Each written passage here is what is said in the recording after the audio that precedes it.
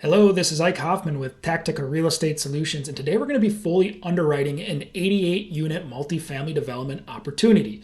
This is part one of a two-part video series. In this video, I'm going to cover how to efficiently vet a potential development site with Tactica's back-of-the-napkin development template. In other words, we want to determine if it's worth sinking more time and doing a more thorough analysis on a development project. Part two, on the other hand, is going to be much more involved. We're going to do an extensive underwriting exercise in Tactica's multifamily development model. Both tools that I showcase in this video series are linked below and available. The back of the napkin template, the one we use for the initial scrubbing, is totally free, while the development model is one of Tactica's paid financial models. If you're interested in more underwriting tutorials covering various multifamily asset classes, I'd really appreciate if you liked the video, subscribed, and allowed us to notify you when we're releasing new video content. Let's start underwriting.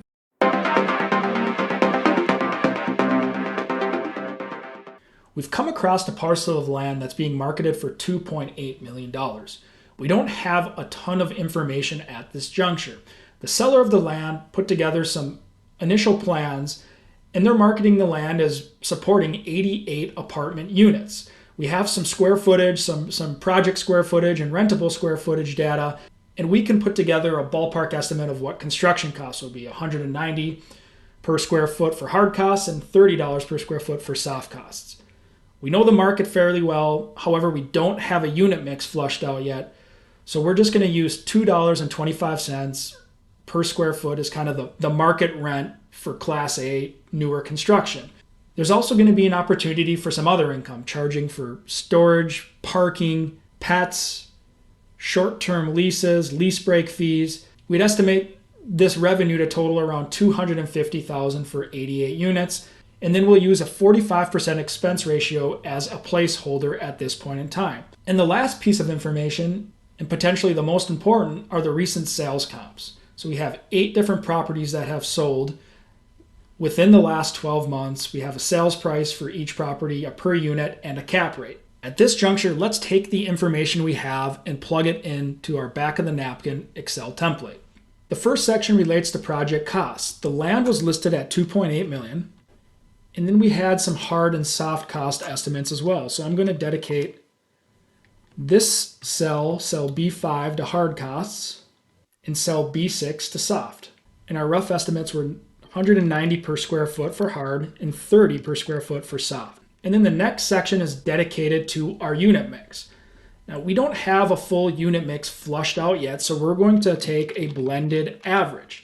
We think there's potential for 88 units, and let's go with a square footage of 800 square feet. So this is the blended square footage for studios, alcoves, 1-bedroom units, 2-bedroom, and maybe even a couple 3-bedroom units.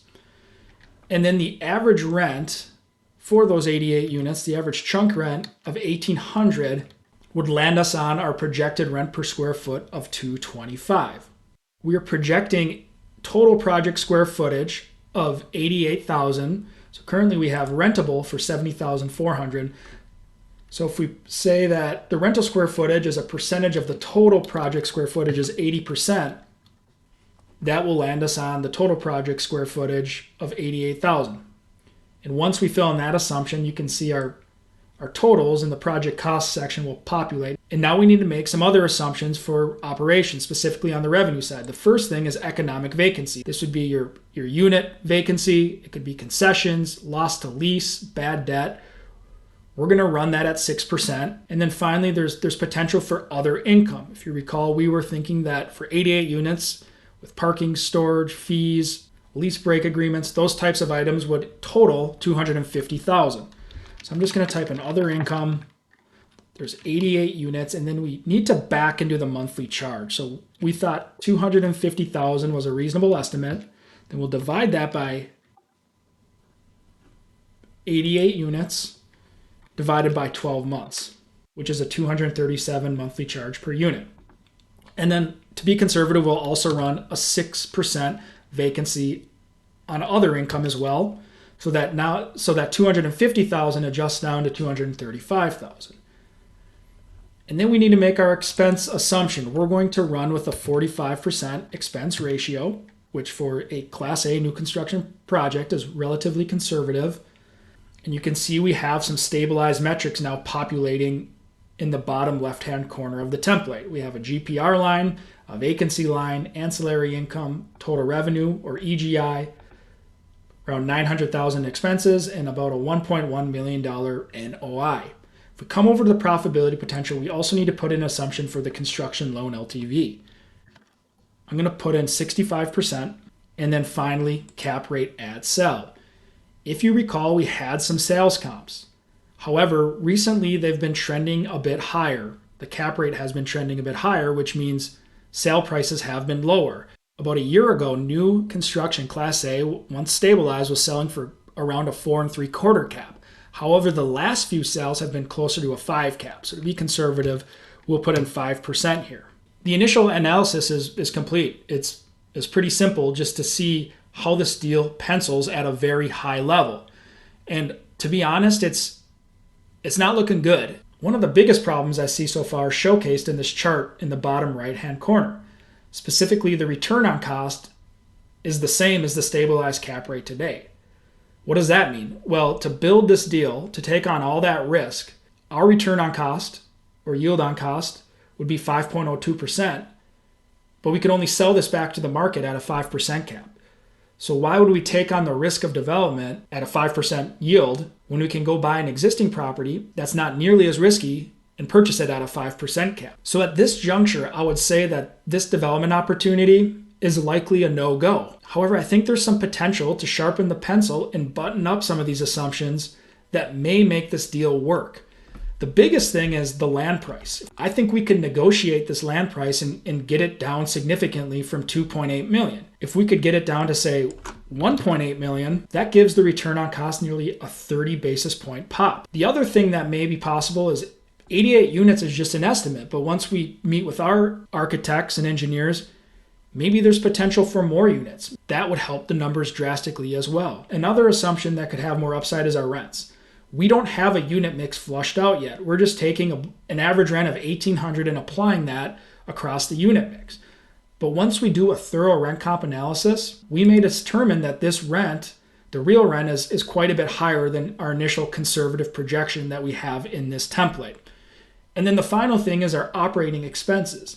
45% for a newer, efficient building is pretty high. Again, once we talk to some experts, specifically the management company that would be in charge of the day-to-day operations taking place at the property, maybe this operating expense is closer to 40% or 35%. The next step would be to get better data. We'd need to talk to property management, architects, general contractors, lenders, and get a better feel for the precise number inputs that we'd likely see if we were to pursue this development opportunity. And that's where we're going to end this video. In summary, we did our initial analysis run in a matter of minutes, and it looks bleak. However, I think there's some upside. We can potentially negotiate the purchase of the land, hopefully get a lower price. We can tweak the rent assumption. Maybe we can squeeze in a few more units, and there's definitely going to be potential to reduce the operating expenses. Part 2 is going to cover how to input our precise numbers into the multifamily development model to see how things look, to reassess this investment opportunity. If you've been enjoying these underwriting case studies, I'd really appreciate if you liked the video, subscribed, and allowed us to notify you when we're releasing new video content. I'll see you in video 2. Take care.